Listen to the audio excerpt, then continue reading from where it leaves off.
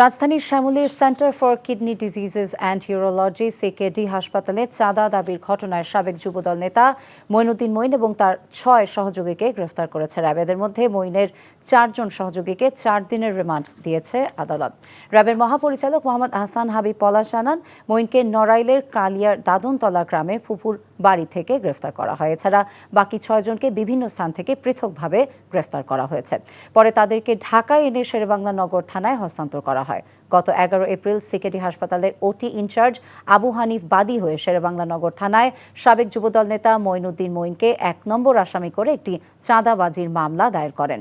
মামলার এজাহারে বলা হয়, মঈন ও তার সহযোগীরা বেশ কিছুদিন ধরে ৫ লাখ টাকা চাঁদা দাবি করে আসছিলেন। চাঁদা দিতে না চাইলে আসামিরা ভয়ভীতি এবং হুমকি প্রদান করেন। চাঁদা দাবির ঘটনায় র্যাবের যৌথ অভিযানে র্যাব ২, ৪ এবং ৬ এবং র্যাব সদর দপ্তরের গোয়েন্দা শাখার সহযোগিতায় অভিযুক্ত প্রধান আসামি সহ ৭ জনকে গ্রেপ্তার করেছে। চাঁদা না দিলে তারা বিভিন্ন ধরনের ক্ষয়ক্ষতি করার হুমকি প্রদান করেন। পরবর্তীতে টাকা দিতে অস্বীকার করলে উচ্ছৃঙ্খল জনতা সহ বিশৃঙ্খলা সৃষ্টির চেষ্টা করে।